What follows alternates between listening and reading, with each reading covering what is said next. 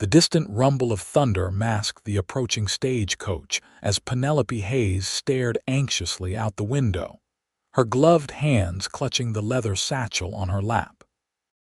Dakota Territory, 1878, far from her Boston home and everything familiar, but her future awaited in Buffalo, Wyoming. Along with the teaching position she had accepted months earlier through correspondence. Inside the Wells Fargo stagecoach, Penelope smoothed her skirts and tried to ignore the uncomfortable jolting as the vehicle raced across the uneven prairie. Two elderly passengers dozed across from her, while a portly banker beside her complained about the driver's speed. "We'll never make Buffalo by nightfall at this pace," the banker muttered, checking his pocket watch for the third time in as many minutes. Penelope offered him a polite smile. "I'm sure the driver is doing his best, sir. The storm appears to be worsening." In truth, she shared his concern. Dark clouds had been gathering all afternoon, and the air held that peculiar stillness that preceded violent weather. The stagecoach had left Cheyenne that morning, with Buffalo still several hours away. "First time out west, miss?" the banker asked, noting her fine clothes and Eastern accent. "Yes," Penelope admitted.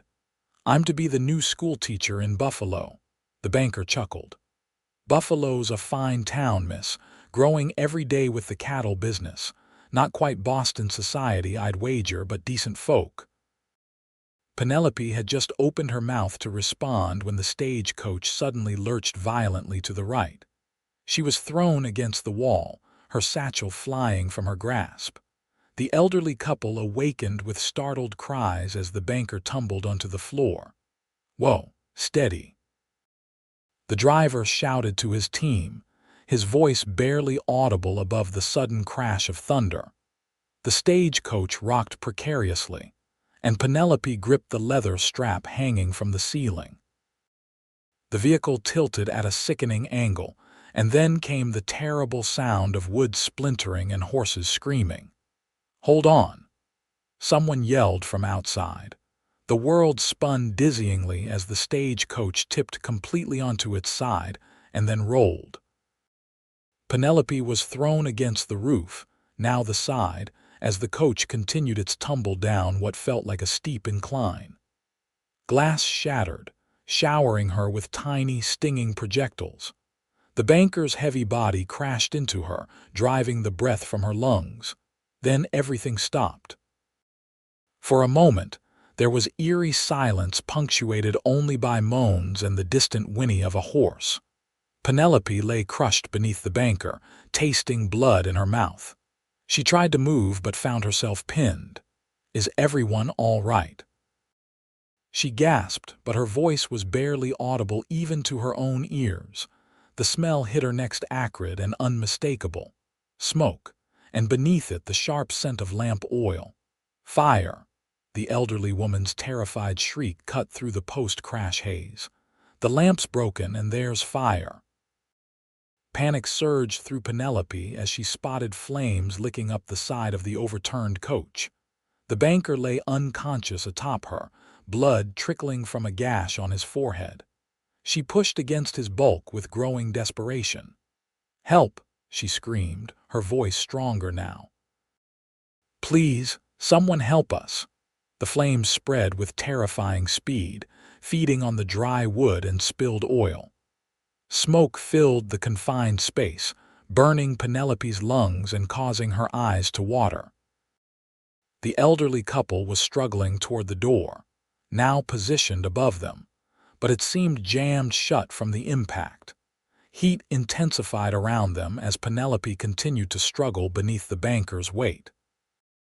Her expensive traveling dress caught on a splintered piece of wood, trapping her further. The smoke grew thicker, and she began to cough violently, each breath more difficult than the last. Just as consciousness began to slip away, she heard shouts outside the coach, followed by the sound of someone climbing onto the overturned vehicle.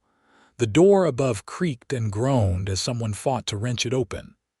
"In here," she tried to call, but managed only a strangled cough. With a final mighty wrench, the door gave way.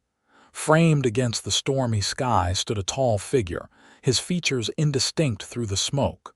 Without hesitation, he dropped into the burning coach. "How many?" his deep voice demanded as he quickly assessed the situation. "4," the elderly man managed, pointing to his wife, then to Penelope and the banker. The stranger helped the elderly couple toward the door first, practically lifting them through the opening before turning to Penelope. "Madam, I need to move him off you," he said, already grasping the banker's shoulders. With impressive strength, he lifted the unconscious man and dragged him toward the door. Another pair of hands appeared at the opening, a second rescuer who helped pull the banker to safety. By now, the flames had engulfed half the coach. Penelope felt the heat searing her skin as the stranger returned to her side. He crouched down, his face coming into focus for the first time, strong jaw darkened with several days' growth, piercing blue eyes beneath the brim of a dust-covered Stetson. "I'm caught," she gasped, indicating her dress. Without hesitation, he pulled a knife from his belt and sliced through the fabric, freeing her. As he did so, part of the coach's interior collapsed in flames, blocking their path to the door. "Hold on to me," he commanded, wrapping one strong arm around her waist. Penelope clutched at his shoulders as he lifted her. The fire roared around them, hungry and fierce. She felt its heat scorch her skin and smelled the acrid scent of burning hair, her own, she realized with horror. The cowboy pulled his bandana over his mouth and shifted Penelope in his arms, shielding her from the worst of the flames with his body. He looked up at the door, now surrounded by fire, and made a split-second decision. "We're going through the window," he said, turning toward the shattered opening on the opposite side of the coach. The flames were less intense there, but the gap was narrow and jagged with broken glass. With one powerful motion, he thrust his boot through the remaining glass, clearing the way. Then, cradling Penelope against his chest, he dove through the opening. They landed hard on the ground outside, the cowboy taking the brunt of the impact. He rolled immediately, smothering any flames that might have caught on their clothing. Penelope gasped for clean air, her lungs burning. "Are you hurt?" he asked, his voice rough with smoke. Before she could answer, the stagecoach erupted fully into flames behind them with a whoosh of superheated air. The cowboy covered her with his body as debris rained down around them. "I don't think so," she managed after a moment. "Thank you, you saved my life." He nodded once, then helped her to her feet. "Name's Matthew Xavier, most folks call me Matt." "Penelope Hayes," she replied, then swayed as dizziness overtook her. Matthew caught her before she could fall. "Easy there, Miss Hayes. You've breathed in a lot of smoke." As he steadied her, Penelope got her first good look at her rescuer. He was tall and broad-shouldered, with those striking blue eyes and sandy brown hair visible beneath his hat. His face bore the weathered look of a man who spent his days outdoors, and a thin scar ran along his jawline. He wore typical cowboy attire: denim trousers, flannel shirt, leather vest, and boots that had seen many miles. The second rescuer approached them, leading a horse. "Coach driver didn't make it, Matt. Found him thrown about 30 yards back, necks broken." Matthew's expression darkened. "What about the horses?" "2 dead, 1 injured beyond help. I took care of it. 4th one ran off." Penelope felt tears well in her eyes at the news about the driver. She'd only exchanged a few words with him during stops, but the reality of his death hit her hard. "The other passengers?" she asked anxiously. "They'll be all right," Matthew assured her. "My partner Jake is seeing to them. The old fellow has some bruises, his wife a sprained wrist." The banker's still unconscious but breathing steady. Thunder crashed overhead as rain began to fall, hissing as it hit the burning wreckage of the stagecoach. Penelope shivered, suddenly aware of the tattered state of her dress and the loss of her belongings in the fire. "Buffalo's still a good 20 miles from here," Matthew said, studying the darkening sky. "Storm's setting in hard. We need shelter." His partner nodded. "Barton's place is closest, about 3 miles northeast."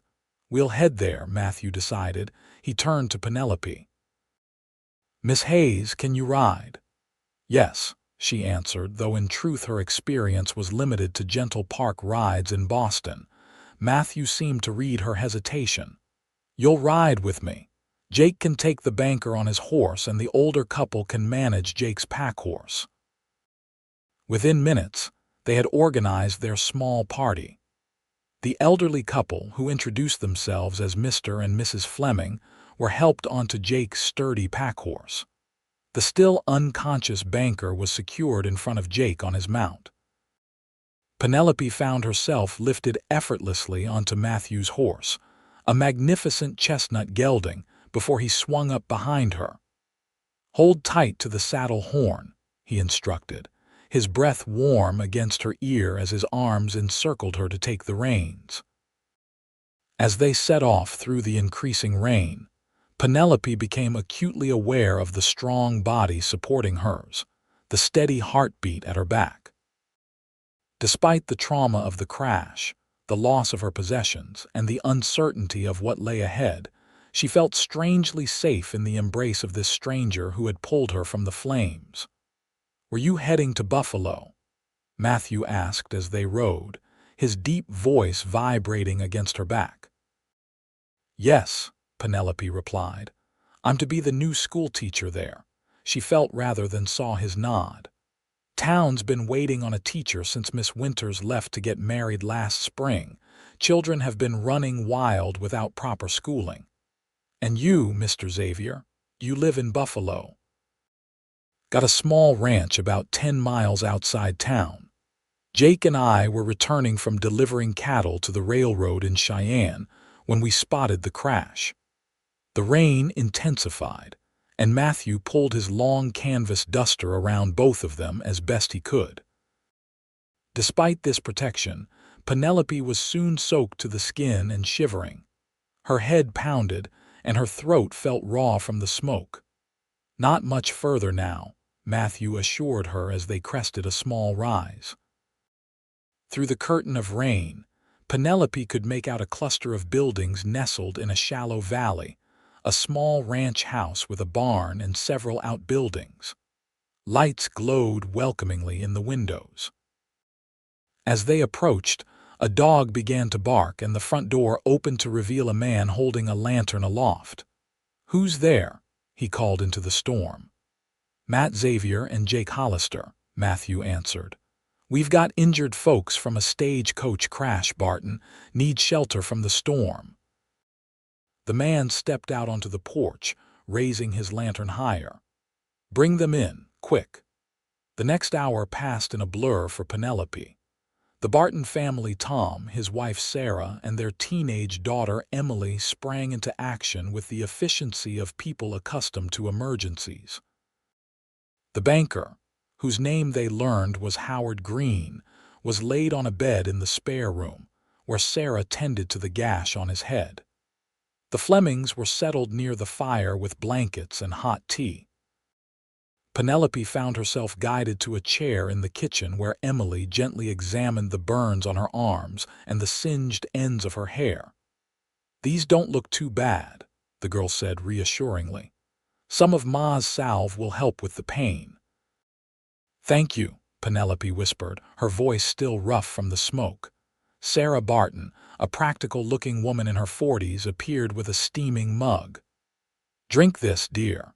It's willow bark tea with honey. It'll help with the pain and any swelling in your throat." As Penelope sipped the bitter tea, she watched Matthew conferring with Tom Barton in the doorway. The cowboy had removed his hat, revealing hair the color of wheat that curled slightly at the nape of his neck. Despite his sodden clothes and the grime of smoke and dirt, there was something undeniably handsome about him, a quiet strength in the way he carried himself. As if sensing her scrutiny, Matthew turned and met her gaze.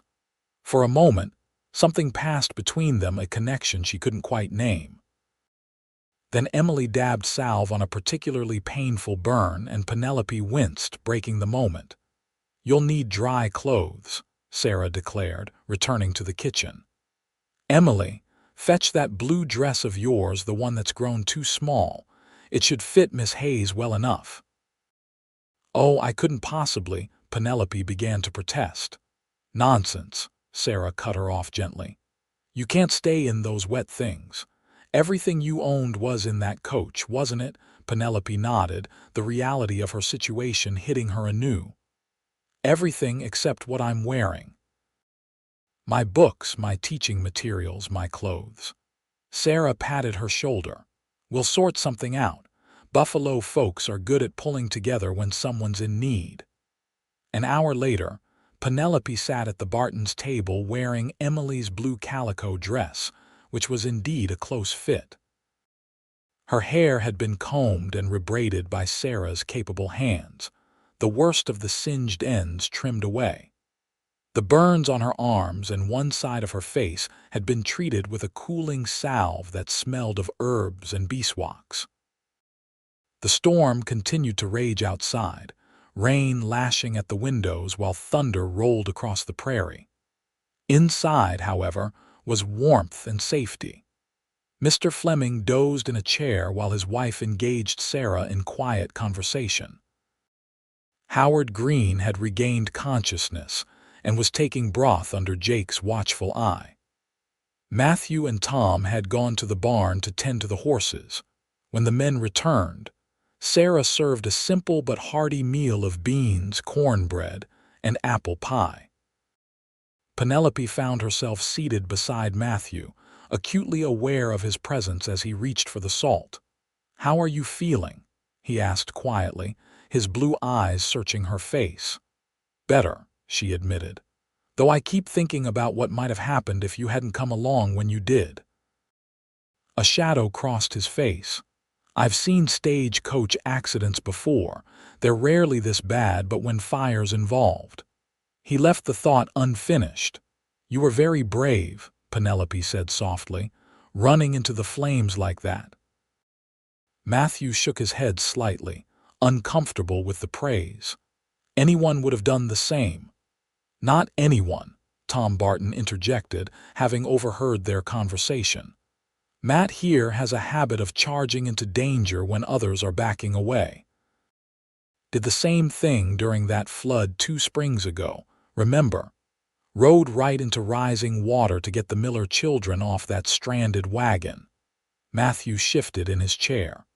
"Pass the cornbread, would you, Tom?"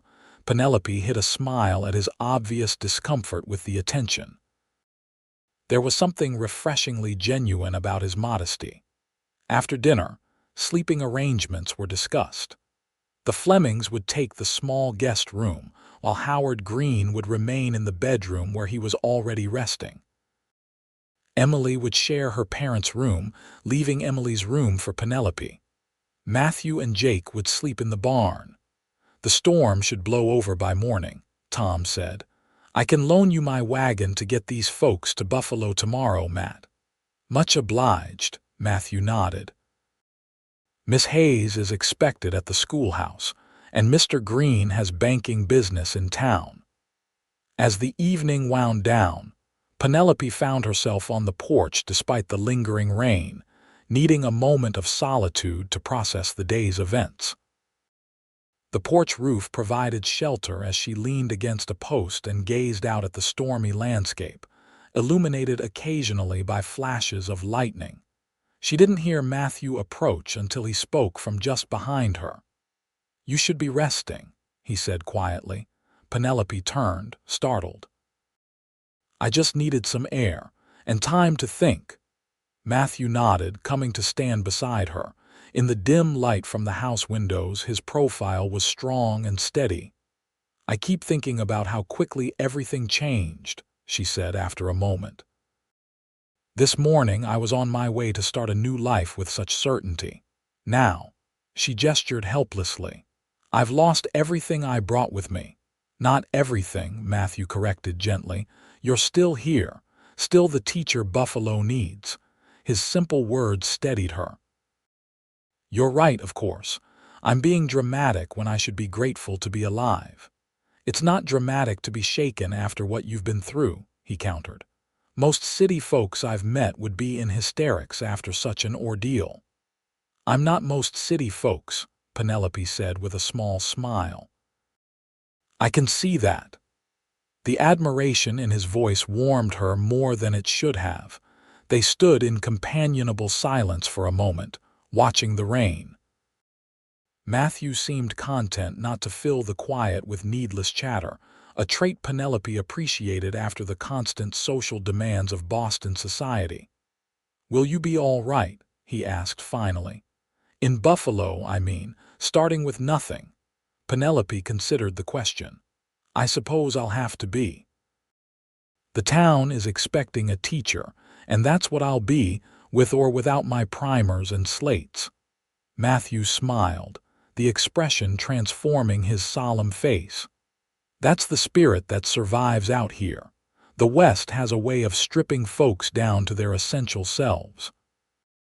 Some find they're not made for it. Others discover they're stronger than they ever knew. And which was it for you? Penelope asked, curious about this man who had saved her life. A shadow passed across his features. I came west because there wasn't much left for me back east. War changes a man.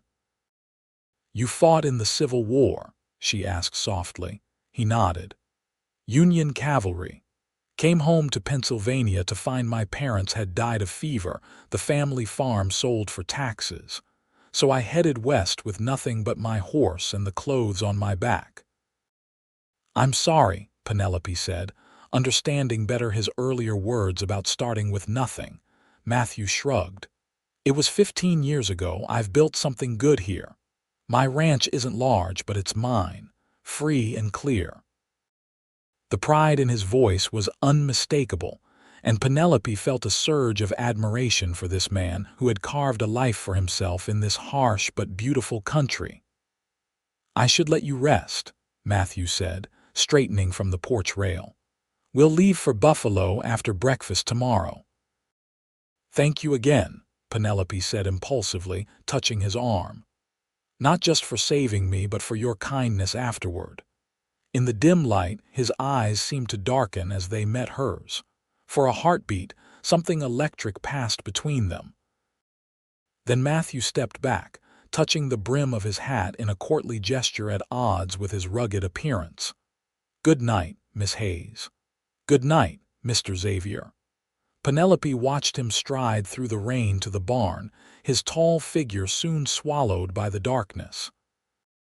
Only then did she realize her heart was beating faster than normal, and not from the lingering effects of smoke inhalation. Morning brought clear skies and the realization that life must go on. Penelope awoke to the smells of coffee and bacon, and the sounds of a household already active.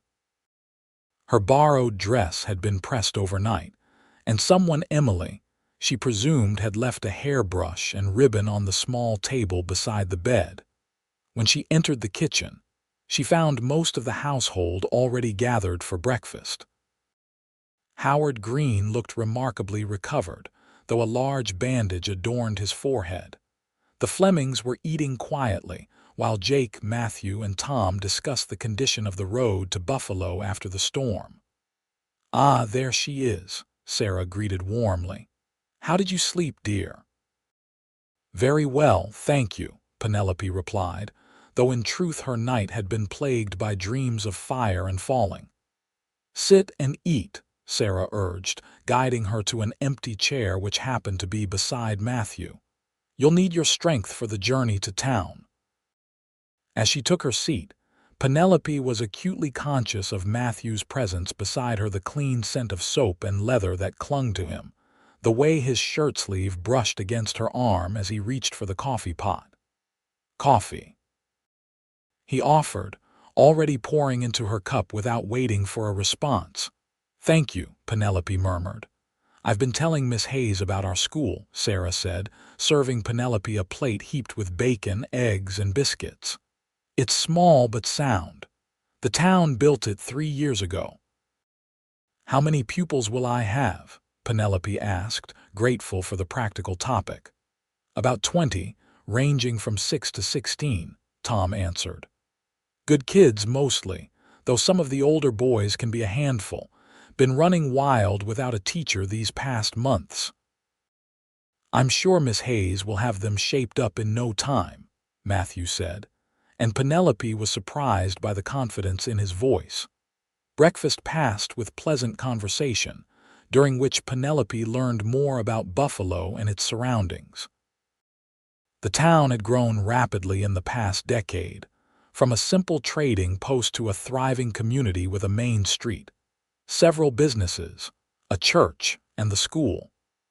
Cattle ranching was the main industry, with several large ranches in the area and many smaller operations like Matthew's.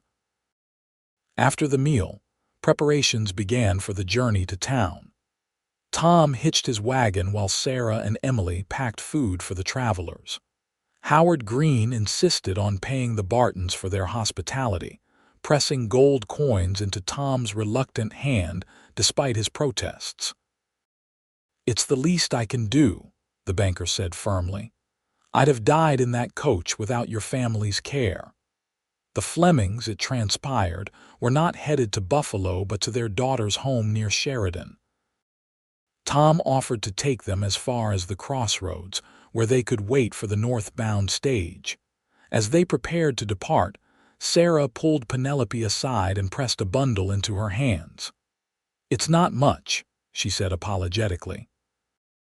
"Just some of Emily's outgrown things and a few of mine that might serve until you can get proper clothes. There's a hairbrush, some ribbons, and other necessities a lady needs." Tears stung Penelope's eyes at the woman's kindness. "I don't know how to thank you." Sarah patted her cheek. "No need. We look after our own out here, and you're one of us now." One of us. The simple acceptance in those words touched Penelope deeply. In Boston, it had taken generations to be considered one of us in society circles. The journey to Buffalo took most of the morning. Penelope rode in the wagon with the Flemings and Howard Green, while Matthew and Jake flanked them on horseback. As they traveled, Matthew occasionally rode closer to point out landmarks or share bits of local history. "That's Bald Mountain to the west," he said at one point. "Best hunting in the territory on those slopes." "And is that smoke from a town?" Penelope asked, indicating a distant smudge on the horizon. Matthew smiled. "That's Buffalo. Not much to look at compared to Boston, I expect, but it's home to about 500 souls now." They reached the crossroads where the Flemings would await the northbound stage shortly before noon. Tearful goodbyes were exchanged, with Mrs. Fleming embracing Penelope warmly. "I'll never forget what you all did for us," the elderly woman said, pressing a small brooch into Penelope's hand. "It's not valuable, but I want you to have it as a remembrance." "I couldn't possibly," Penelope began. "Please," Mrs. Fleming insisted. "I have others, and this one will remind you that there are friends thinking of you." Penelope closed her fingers around the simple silver brooch, touched by the gesture. "Thank you. I'll treasure it." As they continued toward Buffalo, Howard Green engaged Penelope in conversation about the town's banking needs and her own financial situation. "The school board will have arranged accommodation for you," he assured her, "but you'll need funds to replace your lost possessions. I insist on extending you credit at my bank until your first salary payment." "That's very generous," Penelope said, surprised. The banker waved away her thanks. "Consider it repayment for sharing that fiery coach with me. Besides, a town needs its teacher properly equipped." As they crested a final hill, Buffalo came fully into view. It was larger than Penelope had imagined, with a proper main street lined with wooden buildings, some quite substantial. She could see a white church steeple, a two-story hotel, several saloons, and various businesses. On a slight rise stood what must be the schoolhouse, a simple but well-built structure with a bell tower. "What do you think?" Matthew asked, bringing his horse alongside the wagon. "It's lovely," Penelope said honestly. "Much more established than I expected." "We're civilizing quickly," he said with a hint of wryness. "Too quickly, some might say." They entered town on the main street, attracting curious glances from passers-by. Word of their arrival spread quickly, and by the time they reached the hotel, a small crowd had gathered, including a portly gentleman who stepped forward importantly. "Miss Hayes, I'm Mayor Wilson. We received word about the accident from a rider who passed the wreckage. We feared the worst when you didn't arrive yesterday. As you can see, Mayor, Miss Hayes is safe thanks to Matt and Jake," Howard Green said, climbing down from the wagon with surprising agility for a man who had been unconscious the previous day. The mayor pumped Matthew's hand enthusiastically. "Well done, Xavier. The town owes you a debt of gratitude for saving our new schoolmarm." Matthew looked uncomfortable with the attention. "Jake helped too." Mayor Wilson turned to Penelope. "Miss Hayes, we've prepared rooms for you at the hotel until the schoolhouse living quarters are ready. They need a fresh coat of paint, which should be done by week's end." "Thank you," Penelope said, suddenly overwhelmed by the realization that her new life was truly beginning, albeit in a way she never could have anticipated. Matthew helped her down from the wagon, his strong hands at her waist steadying her briefly before releasing her. The contact, though fleeting, sent a surprising warmth through her. "Miss Hayes will need to replace everything lost in the accident," Matthew told the mayor. "Her teaching materials, clothing, personal items, it all burned in the coach." The mayor's face fell. "Oh my, that is a predicament. The town funds are rather limited at present." "I've already offered Miss Hayes credit at the bank," Howard Green interjected smoothly. "But perhaps the ladies of the town might help with immediate necessities." Of course," Mayor Wilson agreed, looking relieved. "I'll speak to my wife immediately. The Ladies' Aid Society will be eager to assist." As the mayor bustled off, Matthew turned to Penelope. "You'll be all right now. Buffalo folks take care of their own." There was that phrase again, their own. Despite her loss and the trauma of the accident, Penelope felt a growing sense that perhaps she had found something unexpected in this frontier town: belonging. "Will I see you again?" she asked impulsively, then blushed at her forwardness. A slow smile spread across Matthew's face, transforming his serious countenance. "I come into town most Saturdays for supplies, and I'm on the school board, so I reckon we'll be seeing each other at meetings." "You're on the school board?"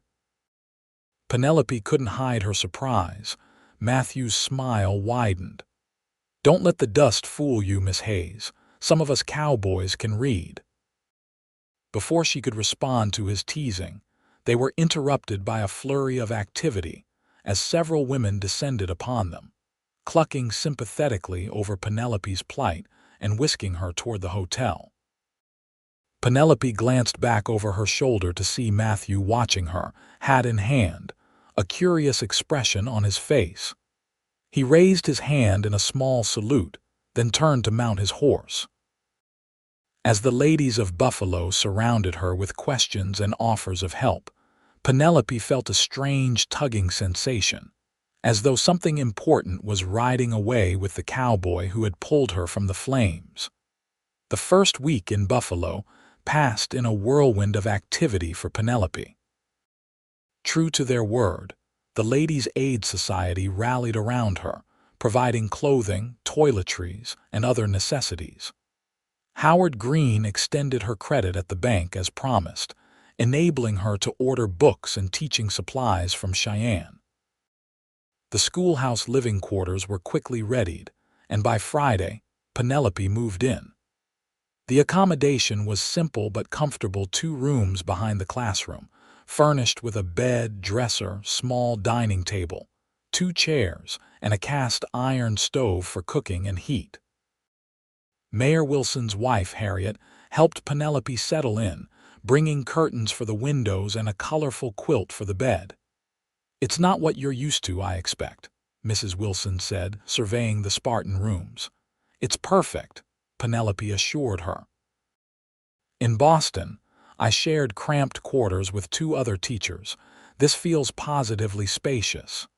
Mrs. Wilson beamed with pleasure. "Well, we want you to be comfortable. A town needs a good teacher, and we aim to keep you happy here." As she prepared for her first day of teaching, Penelope found her thoughts repeatedly drifting to Matthew Xavier. She hadn't seen him since her arrival in town, though she'd heard his name mentioned several times in conversation. Apparently, his small ranch was prospering, and he was respected in the community despite keeping largely to himself. "Tragic story, really," Mrs. Peterson had confided while helping Penelope select fabric for new dresses at the general store. "Came here after the war, barely more than a boy. Worked as a ranch hand for years before buying that little spread of his. Never says much about his past, but there are rumors he lost a sweetheart back east during the war." Penelope had felt an unexpected pang at this information, which she told herself was merely sympathy for his loss. Monday morning arrived clear and crisp, a perfect September day for the start of school. Penelope dressed carefully in her new blue calico dress, pinned Mrs. Fleming's silver brooch to her collar, and arranged her chestnut hair in a neat chignon. Her stomach fluttered with nerves as she heard the first students arriving outside. Taking a deep breath, she stepped into the classroom to find nearly 20 children of various ages already seated at the desks, watching her curiously. Several mothers hovered near the door, equally curious about the new teacher from the East who had survived the dramatic Stagecoach crash. "Good morning," Penelope said warmly, moving to stand behind her desk. "I'm Miss Hayes, your new teacher." 20 pairs of eyes blinked back at her. A small boy in the front row raised his hand tentatively. "Yes," Penelope encouraged. "Is it true a cowboy saved you from a burning stagecoach, miss?" he asked, eyes wide. Penelope couldn't help but smile. "Yes, that's true. Mr. Xavier and Mr. Hollister rescued me and the other passengers when our stagecoach overturned and caught fire." This admission caused a ripple of excited whispers. A slightly older girl raised her hand next. "My pa says Mr. Xavier carried you through the flames like in a dime novel." "Is that true too?" Penelope felt a blush warming her cheeks. "Mr. Xavier did very bravely help me escape the fire. Now, shall we begin our lessons? I'm eager to learn all your names and see what you've been studying." Despite her attempt to redirect their attention, the children peppered her with questions about the crash throughout the morning. Penelope answered patiently, understanding their fascination while gently guiding them back to their studies.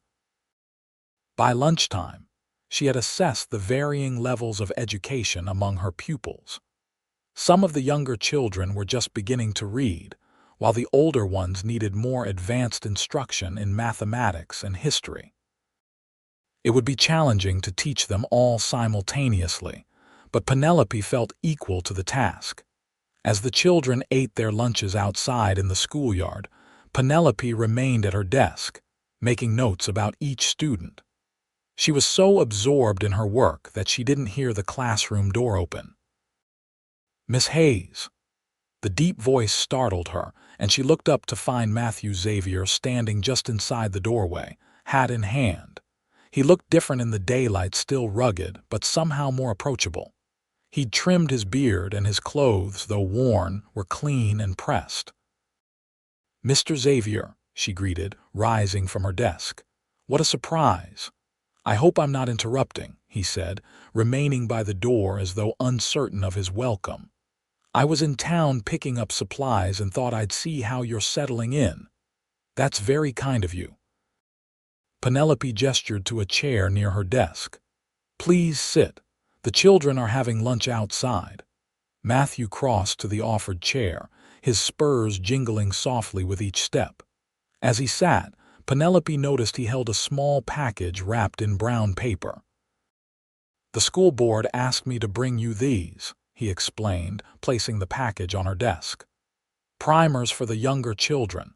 They came in on yesterday's stage." "Oh, thank you," Penelope said, genuinely pleased. "These will be tremendously helpful. I've been making do with the few books left in the classroom." Matthew watched as she unwrapped the package, revealing half a dozen basic reading primers. His blue eyes were intent on her face, as though searching for something. "How are you really doing?" he asked quietly. "After everything that happened?" The simple question, asked with such evident concern, caught Penelope off guard. Since arriving in Buffalo, everyone had been kind and helpful, but their focus had been on practical matters, replacing her belongings, preparing the schoolhouse, welcoming her to the community. No one had simply asked how she was feeling. She began, then faltered, surprising herself with a sudden upwelling of emotion. "I still have nightmares about the fire," she admitted. "And sometimes during the day I'll catch a whiff of smoke and feel panic rising, but I'm managing." Matthew nodded, understanding in his eyes. "The memories will fade in time, though some never leave us entirely." Something in his tone made Penelope wonder if he was speaking from experience, perhaps memories of the war that still haunted him. "The children are fascinated by the accident," she said, changing the subject. "They've been asking questions all morning." A smile tugged at the corner of Matthew's mouth. "I imagine they're making quite a tale of it. Buffalo doesn't see that much excitement. One girl suggested you carried me through the flames like in a dime novel," Penelope said, returning his smile. Matthew chuckled, the sound warm and unexpectedly pleasant. "I hope you set them straight. Nothing dime novel heroic about it, just did what needed doing." "Your modesty is admirable, Mr. Xavier, but you did save my life. That's rather heroic in my estimation." A faint color touched his tanned cheeks, and he looked down at his hat, turning it in his hands. Any decent man would have done the same. Before Penelope could respond, the door burst open and several children tumbled in, stopping short when they saw Matthew. "Mr. Xavier." A freckle-faced boy exclaimed. "Did you come to tell us about the stagecoach crash?" Matthew rose, settling his hat on his head. "Not today, Jimmy. Just dropping off some books for Miss Hayes." The children looked disappointed, but more were filing in now, lunchtime evidently over. Matthew nodded politely to Penelope. "I should let you get back to your teaching. Good day, Miss Hayes." "Good day, Mr. Xavier, and thank you again for everything." As he left, Penelope noticed several of the older girls watching him with undisguised admiration. She couldn't blame them. There was something compelling about Matthew Xavier that went beyond his handsome features or the heroic circumstances of their meeting. The rest of the school day passed quickly, and by dismissal time, Penelope felt she had made a good start with her pupils. As the last child left, she began tidying the classroom, her mind drifting back to Matthew's visit. Her thoughts were interrupted by a knock at the door. Expecting a parent, she called, "Come in." To her surprise, Jake Hollister entered, looking somewhat uncomfortable in the school setting. "Mr. Hollister," she greeted him, "how nice to see you again." "Miss Hayes," he nodded. "Hope I'm not bothering you. Mr. Xavier asked me to give you this." He held out a small package. Puzzled, Penelope accepted it. "What is it?" Jake shifted from one foot to the other. "Don't rightly know, madam. He just asked me to deliver it since I was coming to town anyway." After Jake departed, Penelope carefully unwrapped the package. Inside was a leather-bound journal and a fountain pen in a velvet case. A folded note lay beneath them. "Miss Hayes, I recalled you mentioned losing your teaching materials in the fire. Perhaps this might help with your lesson planning. The pen is sturdy enough for frontier use. Respectfully, M. Xavier." Penelope ran her fingers over the supple leather of the journal, touched by the thoughtful gift. It was exactly what she needed, and somehow Matthew had known. The next few weeks fell into a rhythm. Weekdays were devoted to teaching, while evenings and weekends were spent preparing lessons, grading papers, and gradually integrating into Buffalo's community life. Penelope attended church on Sundays, joined the Ladies' Aid Society, and even played the piano at a small social gathering at the mayor's home. She found herself watching for Matthew each Saturday, when he typically came to town for supplies. Sometimes she would glimpse him from the window of the general store or the post office, but their paths rarely crossed directly. When they did meet, their exchanges were brief and polite, though Penelope sensed an undercurrent of something unspoken between them. October brought colder weather and the first dusting of snow. The schoolroom stove became the center of activity each morning as Penelope arrived early to build a fire before her pupils arrived. The older boys took turns bringing in firewood, proudly stacking it beside the stove. One Friday afternoon, as the children were dismissed for the weekend, Penelope noticed dark clouds gathering on the horizon. Several parents arrived to escort their children home, murmuring concerns about an early winter storm. "You should get home quickly, Miss Hayes," Mrs. Johnson advised as she collected her two youngest. "These autumn storms can turn nasty fast." Penelope assured her she would, but lingered to prepare Monday's lessons before heading to her quarters. By the time she finished, the wind had picked up considerably, whistling around the schoolhouse eaves and rattling the windows. She was just adding another log to her stove when a sharp knock came at her private entrance. Opening the door, she was startled to find Matthew standing there, snow dusting his hat and shoulders. "Mr. Xavier, what brings you here in this weather? Storms coming in faster than expected," he said without preamble. "Mayor's concerned about you out here alone." The schoolhouse isn't the sturdiest building in town. Penelope glanced around at her cozy quarters. "I'm sure I'll be fine. The stove is keeping it quite warm." Matthew frowned. "It's not just the cold. These prairie storms can bring winds strong enough to damage buildings. The hotel would be safer." As if to emphasize his point, a powerful gust shook the schoolhouse, causing the windows to rattle alarmingly. Penelope had to admit the structure suddenly felt less secure than it had moments ago. "Very well," she conceded. "Let me gather a few things."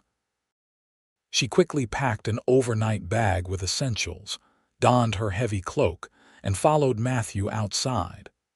The wind nearly took her breath away, and snow was now falling in earnest, reducing visibility to just a few yards. Matthew took her bag and offered his arm, which she gratefully accepted as they leaned into the wind and made their way toward the hotel. The short walk felt much longer in the face of the strengthening storm. By the time they reached the hotel, Penelope's face was numb with cold despite her scarf, and she was trembling. The lobby felt blissfully warm as they stepped inside.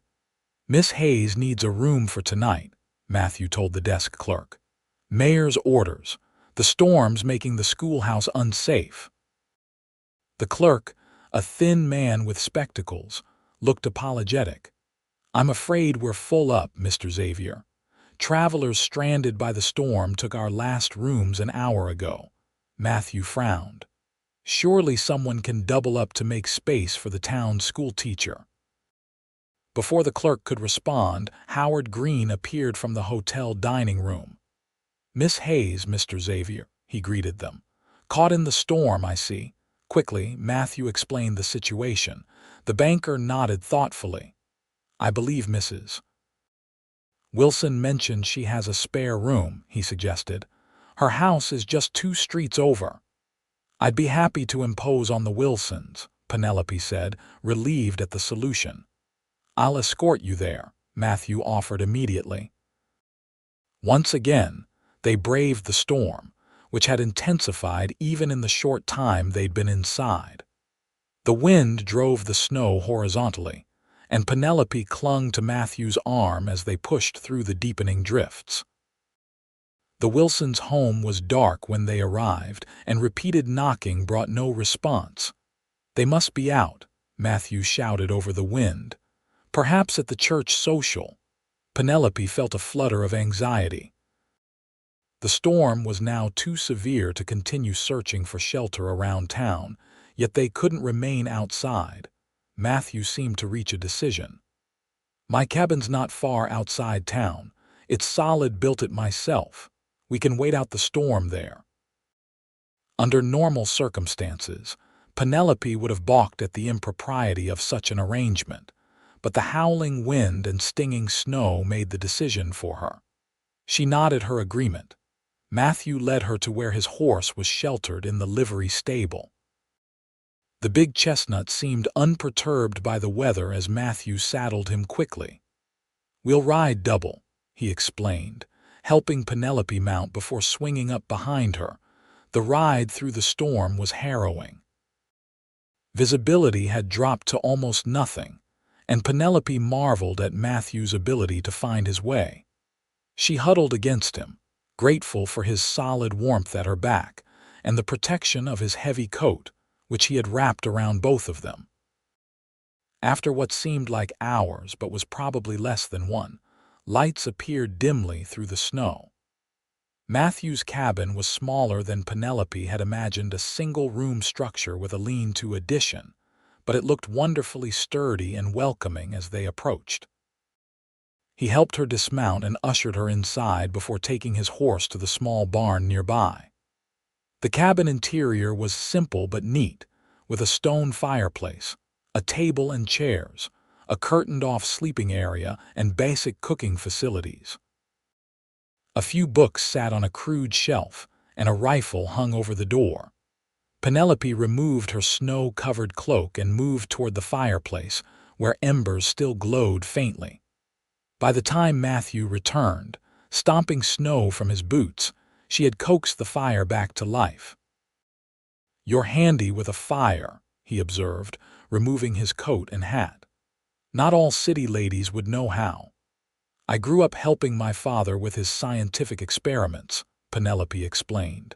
"He insisted I learn practical skills alongside my formal education." Matthew nodded approvingly as he moved to the cupboard and took out coffee and a frying pan. "Hungry? I can make bacon and beans.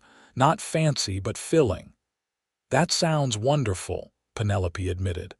"I missed lunch preparing for Monday's lessons." As Matthew prepared the simple meal, Penelope took the opportunity to observe him in his own environment. He moved with efficient grace, seemingly comfortable with domestic tasks. The cabin, though basic, was clean and organized, not what she might have expected from a bachelor's quarters.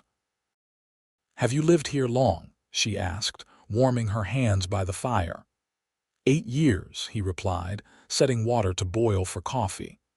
"Worked as a ranch hand, saving every penny until I could buy this land. Built the cabin myself, added to it as I could afford to." "It's very nice," Penelope said sincerely. Matthew glanced at her, a hint of amusement in his eyes. "No need to be polite, Miss Hayes. I know it's not much compared to Eastern standards." "I mean it," she insisted. "There's something honest about a home built by one's own hands. My father's house in Boston was grand, but it never felt truly ours, just a place we occupied." Something in her tone made Matthew look at her more carefully. "You don't sound eager to return east." Penelope hadn't realized how revealing her comment had been. "No, I suppose I'm not. Boston holds difficult memories now." She hadn't spoken of her reasons for coming west to anyone in Buffalo, but something about the isolation of the cabin and the honest directness of Matthew's gaze made her continue. "My father died last year. Influenza. We'd always been close. He encouraged my education when many men of his station would have pushed for an advantageous marriage instead. After his death, I found myself at loose ends." "So you came west to teach," Matthew said, setting plates on the table. "Yes. There was a cousin who felt entitled to look after me and my inheritance," Penelope admitted with a rueful smile. "The teaching position in Wyoming offered escape and purpose." Matthew nodded as though her explanation made perfect sense to him. "The West is good for new beginnings." They ate at the small table by lamplight as the storm raged outside, rattling the windows but failing to penetrate the solid walls of the cabin. The meal was indeed simple but delicious, the coffee strong and hot. As they finished eating, Penelope realized the impropriety of their situation would be scandalous in Boston society. Yet here, in this frontier setting with a blizzard isolating them from the rest of the world, conventional rules seemed less important than survival and human kindness. Still, as the evening wore on, a certain awkwardness descended as bedtime approached. Matthew seemed to sense her discomfort. "You can take the bed," he said, nodding toward the curtained alcove. "I'll sleep by the fire." "I couldn't possibly displace you from your bed," Penelope protested. "You're not displacing me," he assured her. "I often sleep out here when I have ranch hands staying over." Before she could argue further, he pulled a bedroll from a trunk and arranged it near the hearth. The matter settled, Penelope retreated behind the curtain with her small bag. Matthew's bed was neatly made with clean, if worn, linens. A patchwork quilt provided warmth, and the pillow smelled faintly of soap and pine clean, masculine scents that Penelope found oddly comforting. She changed quickly into her nightgown, keeping her woolen stockings on against the chill, and slipped under the quilt. From beyond the curtain came the sounds of Matthew banking the fire and arranging his bedroll. "Good night, Miss Hayes," he called softly. "Good night, Mr. Xavier," she responded, then added, "and thank you for your hospitality." Silence fell, broken only by the crackling of the fire and the persistent howl of the wind. Despite the strange surroundings and the storm, Penelope felt surprisingly at ease. Perhaps it was the solid walls of the cabin, or perhaps it was the presence of the man who had already saved her life once.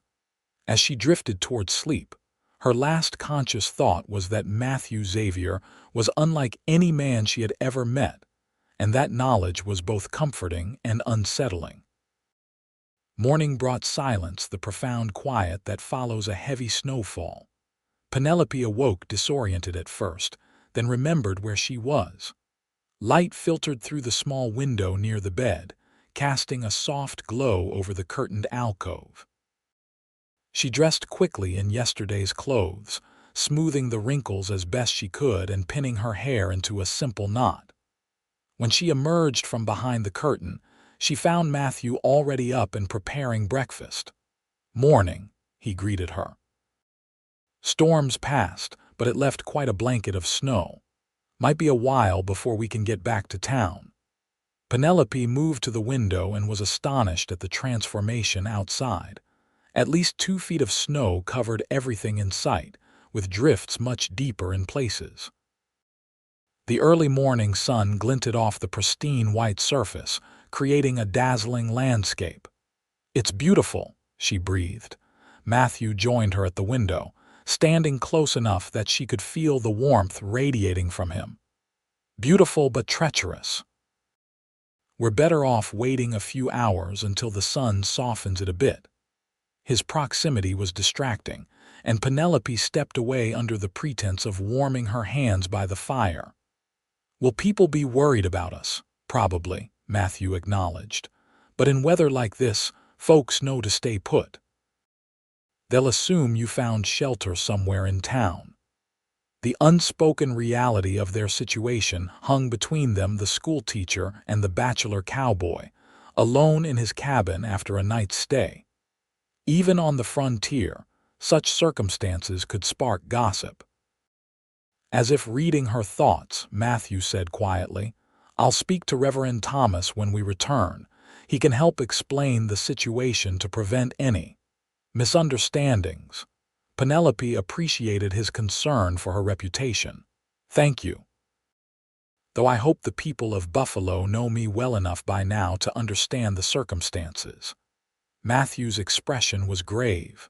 "Most will, but it only takes one wagging tongue to damage a lady's good name."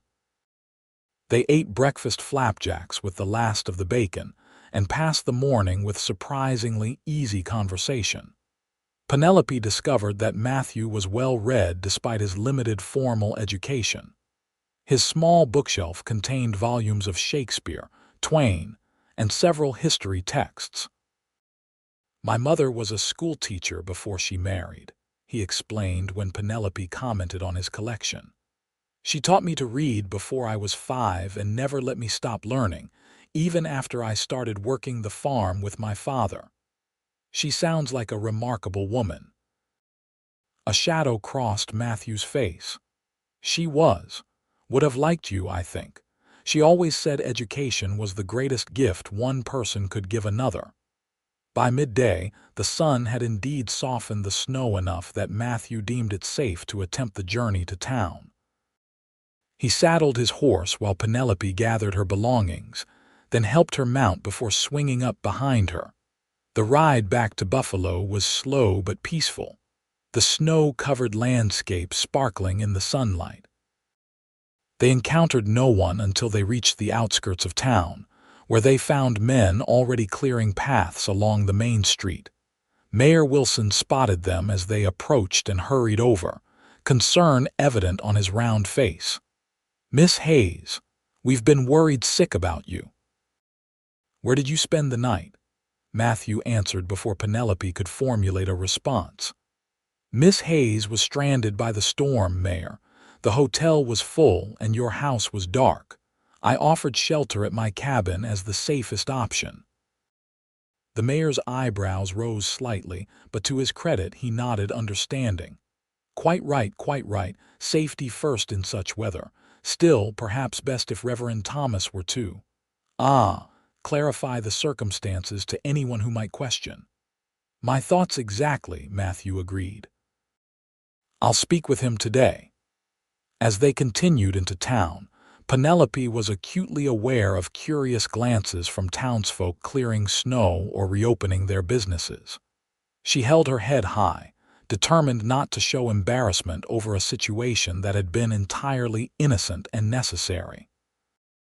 Matthew escorted her directly to the schoolhouse, which had weathered the storm without damage. After helping her dismount, he hesitated, hat in hand. "I'll see the Reverend straight away," he promised, "and I'll check on you later if that's all right. Make sure you have enough firewood and supplies." "Thank you," Penelope said sincerely, "for everything." He nodded once, replaced his hat, and turned his horse back toward town. Penelope watched him go, conflicted emotions stirring within her. The night spent in his cabin had changed something between them. Or perhaps it had simply revealed something that had been there since he pulled her from the burning stagecoach. True to his word, Reverend Thomas visited Penelope that afternoon, offering reassurance that he understood the situation perfectly and would ensure the town did as well. He was followed by several ladies from the church, bearing food and expressions of concern that barely masked their curiosity.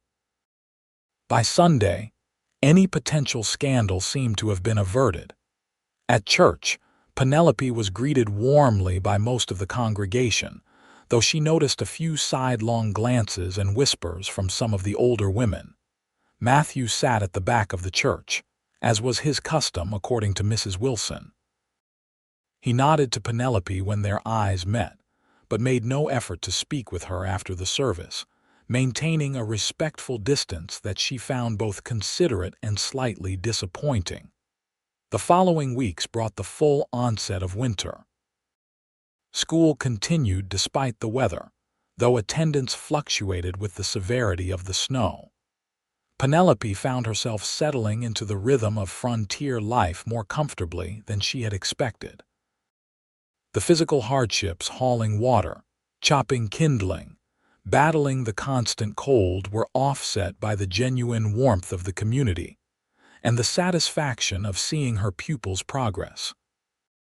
Matthew continued his Saturday visits to town, occasionally stopping by the schoolhouse with small gifts, a jar of honey from a neighbor's hives, a book he thought she might enjoy, once even a sled he had made for the children to use during recess. These visits were always brief and proper, yet Penelope found herself looking forward to them with increasing anticipation. There was something about Matthew's quiet strength and unassuming intelligence that drew her to him, despite their different backgrounds and the careful distance he maintained.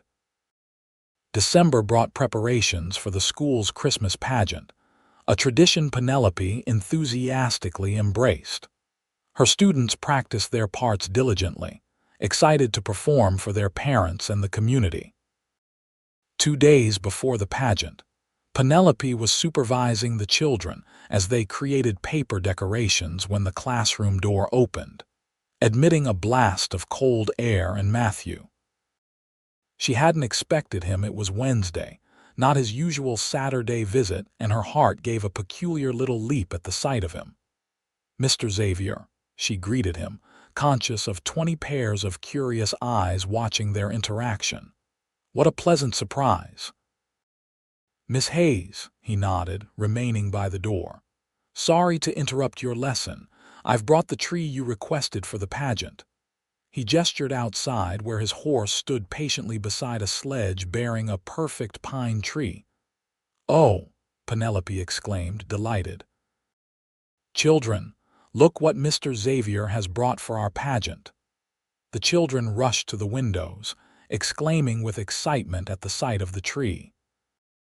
Penelope had mentioned to Matthew weeks ago that she hoped to find a suitable tree for the Christmas celebrations, but hadn't expected him to remember, much less act on it. "Jimmy, Samuel," she called to 2 of the older boys, "please help Mr. Xavier bring the tree inside." As the boys eagerly followed Matthew outside, Penelope directed the other children to clear space at the front of the classroom. Within minutes, the tree was set up in a bucket of sand, its fresh pine scent filling the schoolroom. "It's perfect," Penelope told Matthew sincerely. "Thank you for remembering." "Wasn't hard to remember," he replied quietly, so only she could hear. "You mentioned wanting to make the children's Christmas special." Their eyes met for a long moment, and Penelope felt a warmth that had nothing to do with the blazing stove.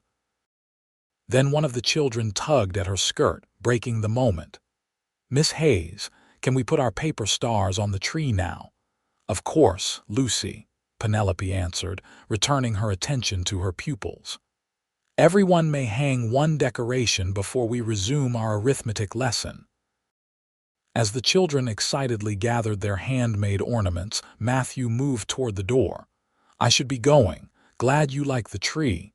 Won't you stay and have some coffee?" Penelope offered impulsively. "It's bitterly cold out." Matthew hesitated, then shook his head. "Better not." Got stock to feed before dark. He left with a tip of his hat, and Penelope felt an irrational disappointment as she watched him go. She was being foolish, she told herself firmly. Matthew Xavier was being kind and neighborly, nothing more. Any deeper feelings were surely one-sided. The night of the Christmas pageant arrived with perfect weather, cold but clear, with stars brilliant in the dark sky. The schoolhouse was transformed with greenery, paper chains, and candles, and every seat was filled with parents and townspeople eager to see the children perform. Penelope wore her best dress for the occasion, a deep green wool with modest lace trim at the collar and cuffs. Mrs. Wilson had helped her arrange her hair in a more elaborate style than usual, securing it with tortoiseshell combs borrowed for the event. The pageant was a resounding success. The children remembered their lines. The carols were sung with enthusiasm if not perfect pitch, and the audience responded with hearty applause. As the final carol concluded, Mayor Wilson rose to address the gathering. "Friends and neighbors, I think we all agree this was a wonderful performance," he began, beaming at the children. "And we have our dedicated teacher, Miss Hayes, to thank for it. In just a few months, she has become an invaluable part of our community." Applause filled the room, and Penelope felt her cheeks warm with pleasure and embarrassment. "Now," the mayor continued, "I believe Mrs. Wilson and the ladies have prepared refreshments. Let us adjourn to the town hall for fellowship and celebration." As the audience rose and began to file out, Penelope remained to help the children gather their costumes and props. She was directing two boys to carefully extinguish the candles when she became aware of someone standing beside her. "The children did well," Matthew said quietly. "You should be proud." Penelope turned, surprised and pleased to find him there. He rarely attended community functions, preferring solitude to social gatherings according to town gossip. "Thank you," she smiled. "They worked very hard. Will you come to the town hall for refreshments?" Matthew shifted slightly, looking uncomfortable. "I'm not one for crowds, please," Penelope found herself saying. "It would mean a great deal to me." Something flashed in his blue eyes, surprise perhaps, or something deeper. After a moment he nodded once. "All right." The town hall was festively decorated and warm with the press of bodies. Tables laden with food lined one wall, while a small group of local musicians played cheerful tunes in the corner. Penelope was kept busy accepting congratulations and answering parents' questions about their children's progress. But she was acutely aware of Matthew's presence as he stood somewhat apart from the main gathering, nursing a cup of punch. Eventually, she managed to make her way to his side. "Are you enjoying yourself? It's a fine celebration," he answered diplomatically. Penelope couldn't help but smile at his obvious discomfort. "You're allowed to admit you'd rather be anywhere else, Mr. Xavier." That drew a reluctant smile from him. "Not anywhere else. Just somewhere with fewer people, perhaps." "Then why did you come tonight?" she asked, genuinely curious. Matthew looked at her for a long moment, his expression unreadable. "You asked me to." The simple honesty of his answer caught Penelope off guard. Before she could formulate a response, Mayor Wilson appeared at her elbow. "Miss Hayes, Mrs. Peterson is hoping you'll play the piano for some carols. She says you've been practicing together." "Of course," Penelope agreed, though she cast a regretful glance at Matthew as she was led away. For the next half hour, she played familiar Christmas tunes while the townsfolk sang along. When she finally relinquished the piano to Mrs. Peterson, she looked for Matthew but couldn't find him in the crowded hall. A quick survey confirmed her suspicion he had slipped away unnoticed. Disappointment settled in her chest, though she chided herself for it. What had she expected? Matthew Xavier was a private man, uncomfortable in social settings. That he had come at all was something of a miracle. As the evening wound down, Penelope helped with cleaning up, then prepared to walk back to her quarters at the schoolhouse. Several people offered to escort her, but she declined, assuring them the night was clear and the path well lit with lanterns. She had just stepped outside into the crisp night air when a familiar voice spoke from the shadows of the porch. "I'll see you safely home, Miss Hayes." Matthew emerged from where he had been waiting, away from the crowds but not, it seemed, gone entirely. "Mr. Xavier," she said, unable to keep the pleasure from her voice. "I thought you'd left. Needed some air," he explained. "Thought you might appreciate an escort." They walked in companionable silence through the quiet streets, their breath forming clouds in the cold air. Fresh snow crunched beneath their boots, and the stars overhead seemed close enough to touch. Penelope was acutely aware of Matthew beside her, tall and solid in the darkness. When they reached the schoolhouse, Penelope hesitated at the door, reluctant for the evening to end. "Would you like to come in for coffee? Or perhaps something stronger? I believe I have a bottle of brandy one of the parents gave me for Christmas." Matthew seemed to consider for a moment, then shook his head regretfully. "Better not. Town's still awake and your reputation." "Of course," Penelope said quickly, embarrassed by her impulsive invitation. "How thoughtless of me. Thank you for seeing me home." "Miss Hayes Penelope," Matthew said suddenly, surprising her with the use of her given name. "I'm not good with words, never have been, but I want you to know." He trailed off, seeming to struggle with what he wanted to say. Penelope waited, her heart suddenly racing. "The pageant was real nice," he finished lamely, then grimaced as if frustrated with himself. "Good night." With a tip of his hat, he turned and strode away into the darkness, leaving Penelope staring after him in confused disappointment.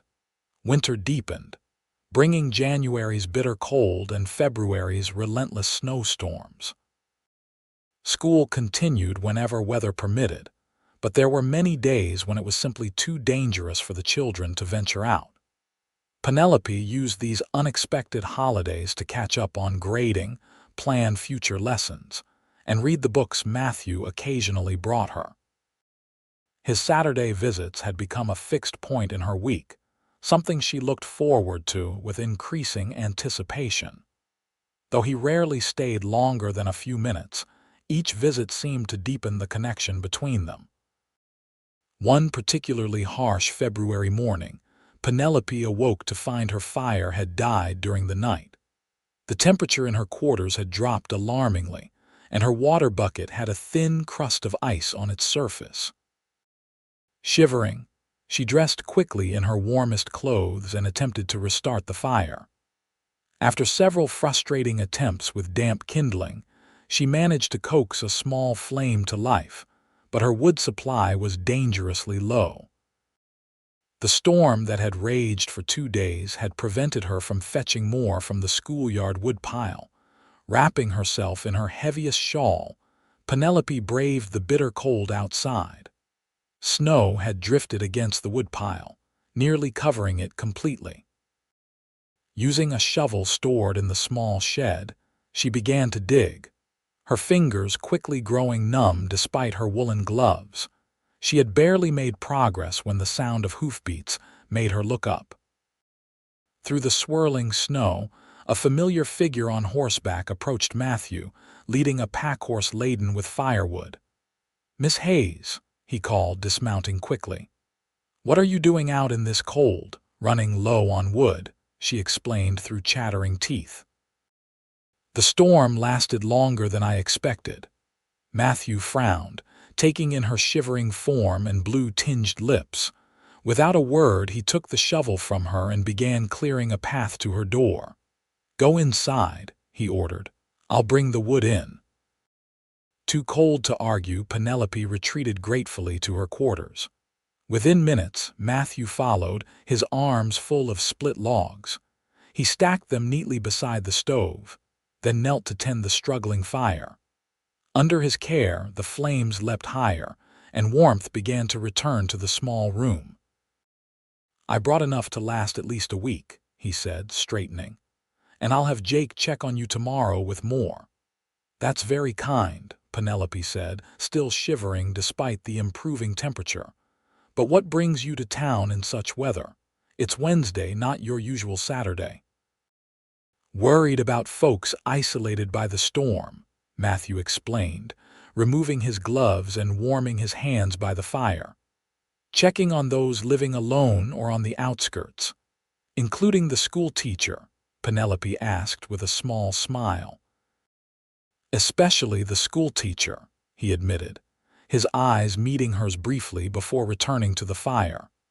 As warmth gradually returned to her body, Penelope became aware of how disheveled she must look, hair hastily pinned, clothes thrown on for warmth rather than appearance. Yet Matthew was looking at her with an expression that made her feel anything but unkempt. "I should make coffee," she said, needing to break the charged silence that had fallen between them. "No need on my account," Matthew replied, though he made no move to leave. Penelope busied herself with the coffee anyway, grateful for the familiar task to occupy her hands and thoughts. As she worked, she was acutely conscious of Matthew's presence in her small living space, his tall frame seeming to fill the room, the scent of cold air and leather that clung to him, the quiet strength he exuded without effort. When the coffee was ready, she poured 2 cups and handed one to Matthew, who accepted it with a nod of thanks. They sat on opposite sides of her small table, the steaming beverages warming their hands. "How are your students progressing?" Matthew asked, seeming genuinely interested. "Very well," Penelope replied, grateful for the safe topic. "Jimmy Thompson has a real aptitude for mathematics, and little Sarah Johnson is reading far beyond her years. Even the Prescott boys, who were quite resistant at first, are showing improvement." Matthew nodded, a faint smile touching his lips. "You've made a difference here. The whole town sees it." "I hope so," Penelope said sincerely. "I've come to care deeply about my pupils, and about Buffalo." Their eyes met over the coffee cups, and something unspoken passed between them. Penelope felt her cheeks warm and not from the stove's heat. "Will you stay?" Matthew asked suddenly. "Beyond this school year, I mean." The question caught her off guard. I haven't decided. My contract is for 1 year with the option to renew. And if you were to renew it, would that be because of the teaching, or—" He left the question unfinished, but his intent gaze suggested deeper meaning. Penelope's heart beat faster. "Perhaps both," she said carefully. "I've found Buffalo to be more than just a place of employment. It's becoming home." Matthew seemed about to respond when a sharp knock at the door interrupted them. It opened before either could answer, revealing Howard Green, the banker, his rotund form bundled against the cold. "Miss Hayes, I was concerned when—" He stopped short at the sight of Matthew seated at her table. "Oh, Mr. Xavier, I didn't realize you were here." "Bringing firewood," Matthew explained, rising from his chair. His expression had closed, the openness of moments ago replaced by his usual reserve. Miss Hayes's supply was running low. "How thoughtful," Green replied, his tone suggesting he found it perhaps too thoughtful. "Well, I was passing by on bank business and thought I'd check that our teacher was warm enough. The town council would be distressed if you caught your death of cold, Miss Hayes." "As you can see, I'm quite well," Penelope assured him, annoyed at the interruption and the banker's faintly disapproving manner. "Indeed." Green's gaze traveled from Matthew to Penelope, then back again. "Well, I won't intrude further. Good day to you both." After he left, the easy atmosphere between Penelope and Matthew had vanished. Matthew put on his gloves and reached for his hat. "I should check on others in town," he said, his tone formal once more. "Jake will bring more wood tomorrow." "Thank you," Penelope said, wishing she could recapture the moment before Green's arrival. "For thinking of me." Matthew paused at the door, looking back at her with an expression that stirred something deep within her. "I think of you more often than I should, Miss Hayes." Before she could respond, he was gone, the door closing firmly behind him. Spring came late to Wyoming that year. March brought more snow, and April alternated between thaws and freezes that turned the roads to rutted mud. By May, however, Green was finally returning to the landscape, and with it came preparations for the school's end-of-year examinations and May Day celebration. Penelope threw herself into these activities, but found her thoughts increasingly occupied by Matthew Xavier. His Saturday visits continued, sometimes brief, sometimes lingering over coffee if no one else was present. Yet he maintained a careful formality that both frustrated and intrigued her. There were moments when she caught him looking at her with an intensity that made her breath catch, only for him to retreat behind his reserved manner seconds later. The children, with their unerring instinct for adult emotions, had begun to tease her gently about Mr. Xavier's special deliveries. Even Mrs. Wilson had made a pointed comment about how attentive the bachelor rancher had become to the school's needs. Penelope tried to dismiss such observations, but in her heart, she knew there was truth to them. The question was whether Matthew would ever act on whatever feelings he might harbor, and whether she should take matters into her own hands. The May Day celebration provided an opportunity. Traditionally, the school event included a picnic and maypole dance for the children, followed by an evening social for the adults. Penelope had been planning it for weeks, determined to make it a memorable occasion for her pupils and the community. The day dawned clear and warm, perfect for outdoor festivities. The schoolyard was transformed with ribbons, flowers, and tables laden with food contributed by parents.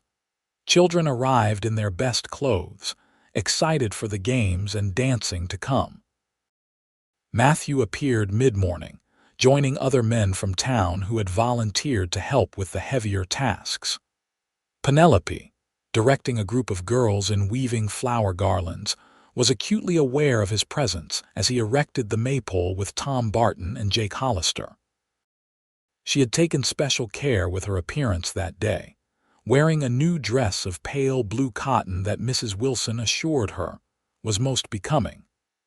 Her chestnut hair was arranged in a style more elaborate than her usual practical knot, with small white flowers tucked into the braids. As the children practiced their maypole dance, Penelope felt Matthew's eyes on her. When she glanced in his direction, he was indeed watching her, a look on his face she couldn't quite interpret. He quickly returned his attention to securing the last of the ribbons to the pole when he realized she had caught him staring.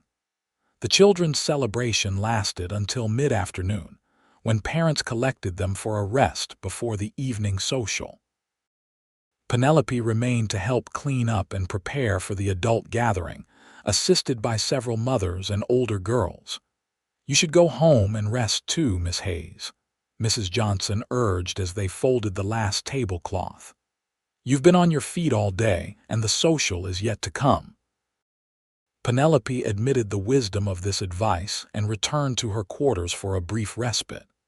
She was just settling down with a cup of tea when a knock sounded at her door. Opening it, she was surprised to find Matthew standing there, hat in hand. He had clearly taken time to clean up since the morning's work. His hair was damp from washing, and he wore a fresh shirt under his vest. "Mr. Xavier," she greeted him. "Is something wrong with the maypole?" "No, madam," he replied, looking uncharacteristically nervous. "I was wondering. That is, I hoped you might allow me to escort you to the social this evening." The unexpected request left Penelope momentarily speechless. In all the months she had known him, Matthew had never asked to accompany her anywhere socially. "I would be delighted," she finally managed, a smile spreading across her face. Relief softened his features. "I'll call for you at 7 then. I'll be ready." After he left, Penelope found herself rushing to prepare with an excitement she hadn't felt in years. She pressed her best dress, a rose-colored silk she had ordered from Cheyenne for special occasions, and took extra care with her hair, and the small amount of rice powder and lip tint she allowed herself.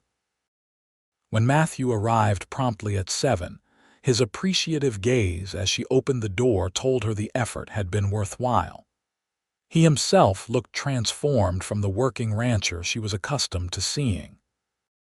He wore a dark suit that, while not new, was well tailored to his broad shoulders and narrow waist. His hair was neatly combed and he had trimmed his beard to a clean edge. "Miss Hayes," he said, offering his arm, "you look beautiful." "Thank you," she replied, taking his arm and noting the unusual compliment from this typically reticent man. "You look very handsome yourself."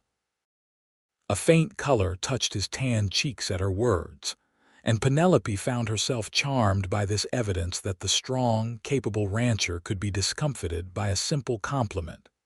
They walked to the town hall, where the social was being held, arm in arm through the mild spring evening.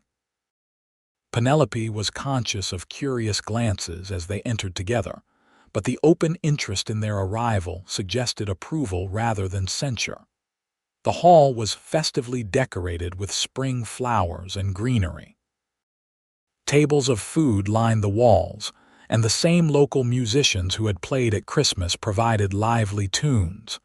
People were already dancing, their faces flushed with exertion and pleasure. "Would you like something to drink?" Matthew asked, still formal despite the festive surroundings. "Yes, please," Penelope agreed, watching him make his way to the punch bowl. Mayor Wilson's wife appeared at her elbow while Matthew was gone. "My dear, you and Mr. Xavier make a striking couple," she said with a meaningful smile. "I don't believe I've ever seen him attend a social voluntarily before." "We're simply friends," Penelope demurred, though her heart quickened at the older woman's implication. "Of course you are," Mrs. Wilson agreed with a knowing look. "And such devoted friendship is rare indeed." When Matthew returned with their drinks, the dancing had shifted to a waltz.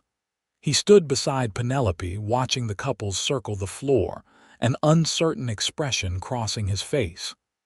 "Would you care to dance?" he asked finally, the words coming as if with great effort. Penelope smiled up at him. "I would love to." He set aside their cups and led her onto the floor. As his hands settled at her waist and hers on his shoulder, their other hands clasped together, Penelope was struck by how right it felt to be in his arms. "I should warn you," Matthew said softly as they began to move. "It's been many years since I've danced." "You're doing wonderfully," she assured him, and it was true. He moved with a natural grace that belied his claim of rustiness. As they circled the floor, Penelope became aware of glances and whispers from the other dancers. Matthew must have noticed too, for his jaw tightened slightly. "People are watching us," he murmured, his eyes fixed on a point above her head. "Let them," Penelope replied boldly. "I'm enjoying myself too much to care."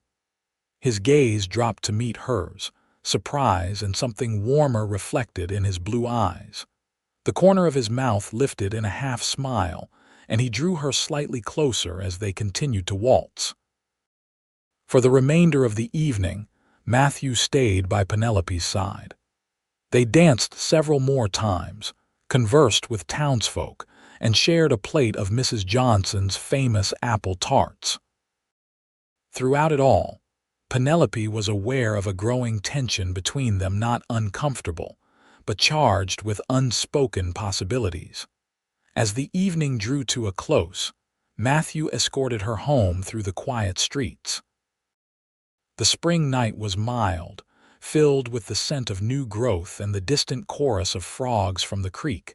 At her door, Penelope turned to face him, reluctant for the evening to end.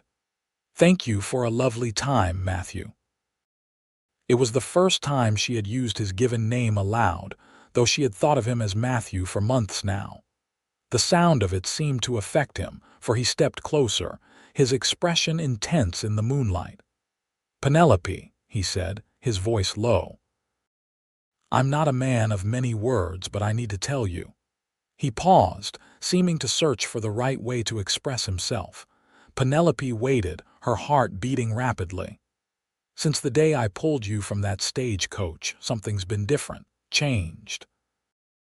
I find myself thinking about you when I should be thinking about cattle or crops. I find myself riding to town on the flimsiest excuses, just to see you for a few minutes." Penelope's breath caught at this confession, so plainly stated yet so profound in its implications. "I know I'm not the kind of man you were probably raised to expect," Matthew continued, his eyes never leaving hers. "I'm just a rancher with calloused hands and not much to offer except hard work and honesty. But if you could see your way to Penelope," didn't let him finish. Rising on tiptoe, she pressed her lips gently to his, cutting off his words with a kiss that expressed what she could not yet say aloud. For a heartbeat, Matthew remained frozen in surprise. Then his arms came around her, pulling her closer as he returned her kiss with a fervor that left no doubt about his feelings. His lips were warm and surprisingly soft against hers, his embrace strong yet tender. When they finally parted, both slightly breathless, Matthew rested his forehead against hers. "I've wanted to do that since Christmas," he admitted. "Why didn't you?" Penelope asked, her hand still resting on his shoulders. "Wasn't sure how you'd receive it. You're educated, refined. I'm—" He trailed off with a self-deprecating shrug. "You're the man who saved my life," Penelope said softly. "The man who brings me books and firewood. The man who remembers what I say and cares about what I think. That's who you are to me, Matthew Xavier." He kissed her again, more gently this time, before reluctantly stepping back. "It's late. People will talk if I stay longer." "Let them talk," Penelope said, though she knew he was right. Her position as schoolteacher required a certain propriety regardless of her personal feelings. "I'll see you tomorrow," Matthew promised. "Perhaps a ride if the weather holds. There's a place I'd like to show you. I'd like that very much." With a final kiss to her hand, a gesture so courtly, it almost made her smile, Matthew bid her good night and departed, his steps lighter than she had ever seen them. Inside her quarters, Penelope touched her lips, still feeling the imprint of his kiss.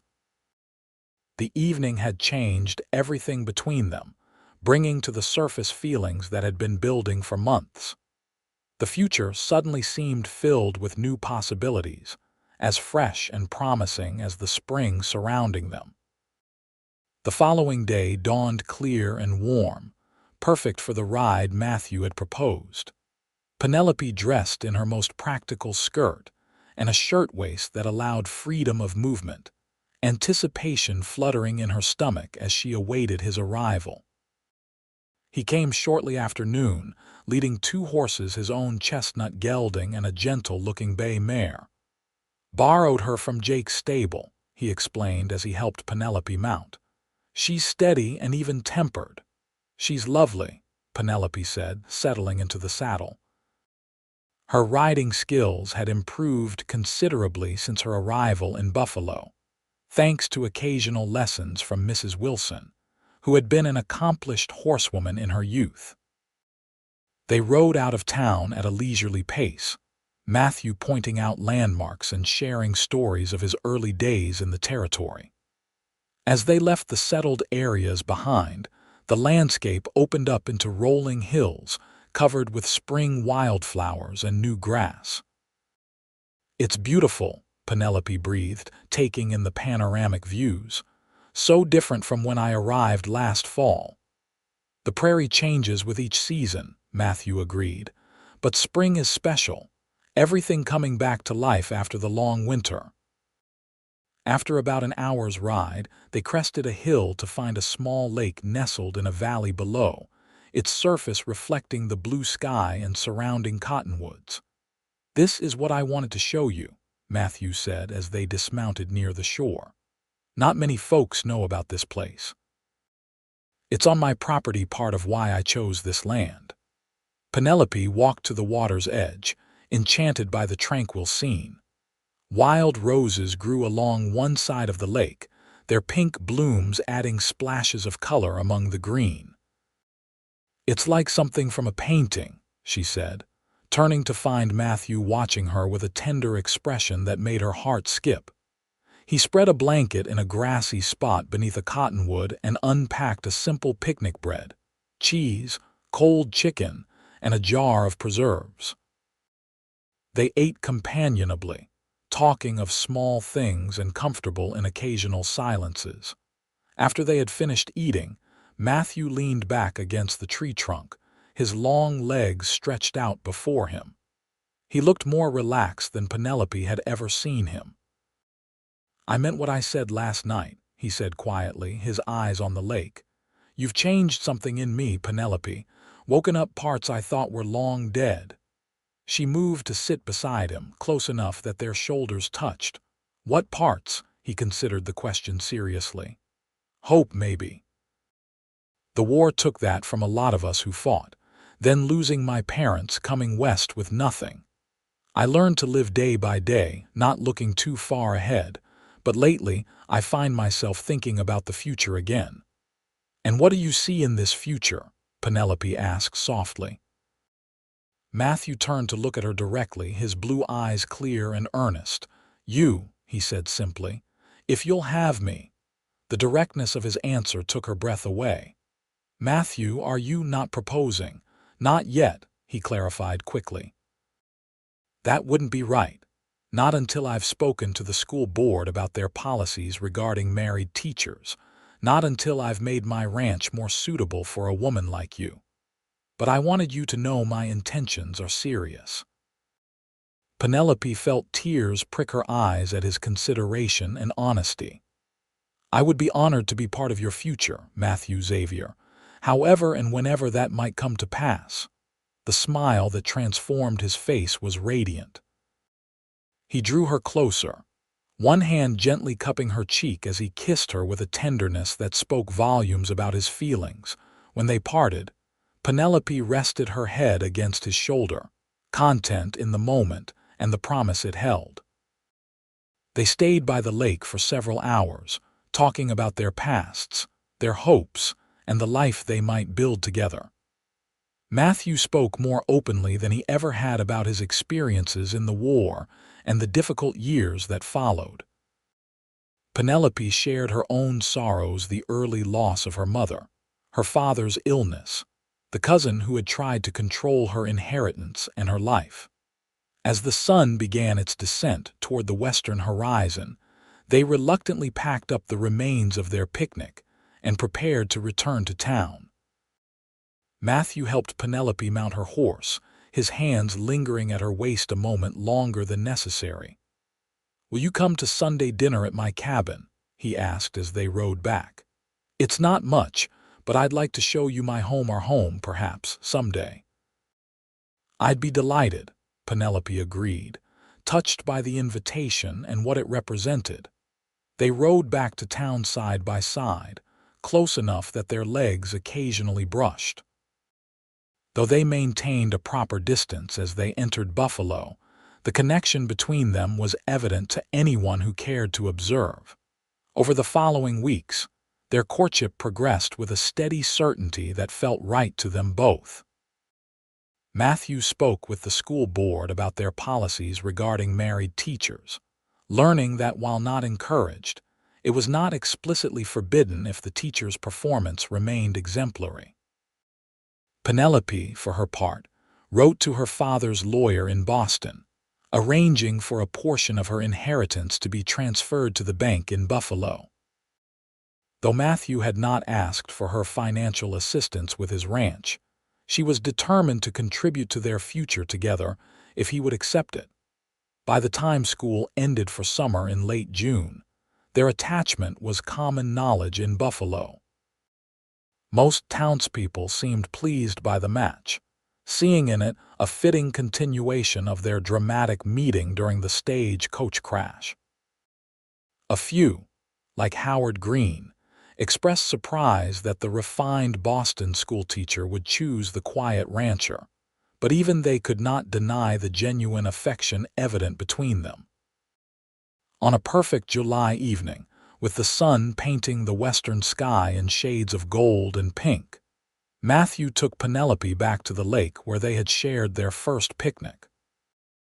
This time, he had prepared the site in advance, with a proper table and chairs set up beneath the cottonwoods, and a vase of wildflowers as a centerpiece. "You've gone to a lot of trouble," Penelope observed as he helped her from her horse. "Wanted it to be special," Matthew replied, a hint of nervousness in his voice that she found endearing. He served a surprisingly elegant meal: roast beef, potatoes, and fresh bread that he admitted Mrs. Barton had helped him prepare. As they ate, Penelope noticed he seemed distracted, his usual calm demeanor replaced by an uncharacteristic restlessness. "Is everything all right?" she asked as he rose to clear their plates. "Yes. No, that is." He set the plates down and ran a hand through his hair. "I had a whole speech planned, but now that we're here, it seems too formal." Penelope's heart began to beat faster as she realized what might be happening. "You don't need a speech for me, Matthew." He smiled gratefully, then reached into his pocket and withdrew a small velvet box. Kneeling beside her chair, he opened it to reveal a simple but beautiful ring, a small diamond flanked by 2 sapphires set in gold. "Penelope Hayes, you came into my life through fire and chaos and brought light and order with you. I love you more than I thought possible to love anyone again. Would you do me the very great honor of becoming my wife?" Tears of joy sprang to Penelope's eyes. "Yes, Matthew. Yes, with all my heart." He slipped the ring onto her finger with hands that trembled slightly, then rose to kiss her with a passion that spoke of long restrained feelings finally given free rein. Later, as they sat together watching the sunset reflect on the lake, Matthew explained the ring's origin. "It was my mother's," he said, his arm around Penelope's shoulders. "I've kept it all these years, never thinking I'd have occasion to use it.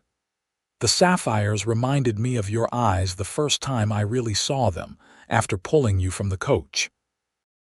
"It's perfect," Penelope assured him, admiring how the stones caught the fading light. "And so meaningful that it was your mother's."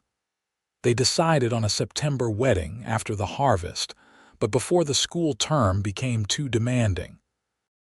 The months of preparation passed in a blur of activity as they readied Matthew's cabin for their married life together.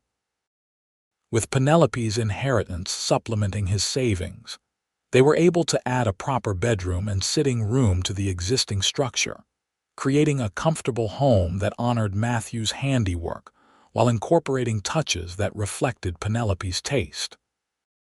The wedding itself was a community celebration. It seemed everyone in Buffalo wanted to participate in the union of their schoolteacher and the rancher who had saved her from the burning stagecoach. The church was decorated with autumn flowers and greenery, and the Ladies' Aid Society outdid themselves preparing a feast for the reception at the town hall.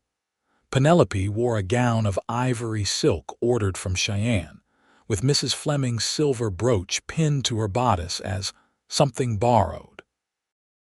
Her bouquet was a simple arrangement of prairie wildflowers gathered by Matthew's ranch hands that morning.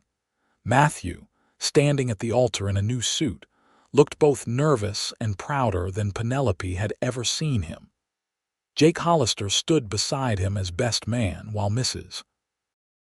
Wilson had agreed to serve as Penelope's matron of honor. When Reverend Thomas pronounced them husband and wife, Matthew kissed his bride with a tenderness that brought tears to many eyes in the congregation. The cheers and applause that followed reflected not just approval of the match, but genuine affection for the couple who had found each other in such dramatic circumstances. The reception lasted well into the evening, with dancing, speeches, and more food than even the substantial gathering could consume. When Matthew finally escorted his wife to the waiting buggy that would take them to their home, they were showered with rice and good wishes. "Happy, Mrs. Xavier?" Matthew asked as they drove away from town, his arm secure around his bride. "Happier than I ever imagined possible," Penelope replied, nestling against his side. "And you? I never thought I'd have this," he admitted, his voice husky with emotion. "A home, a wife, a future worth planning for." The day that stagecoach crashed was the luckiest day of my life, though I didn't know it then. Mine too, Penelope agreed softly, though I might have wished for a less dramatic introduction. Matthew laughed, the sound free and joyous in the night air. Where would be the story in that? Now we'll have something to tell our children and grandchildren how their father pulled their mother from a burning stagecoach. Children? Penelope asked, a smile in her voice. You've been thinking about children already, haven't you? He countered, glancing down at her with tender amusement. Perhaps, she admitted. A boy with your blue eyes and strength, a girl with your kindness and courage. And all with your intelligence and grace, Matthew added, pressing a kiss to her forehead. Whatever comes, we'll face it together. That's what matters. As they reached the crest of the hill overlooking their ranch, now bathed in silver moonlight, Penelope was struck by how far she had come from the frightened young woman who had boarded a stagecoach in Cheyenne a year ago.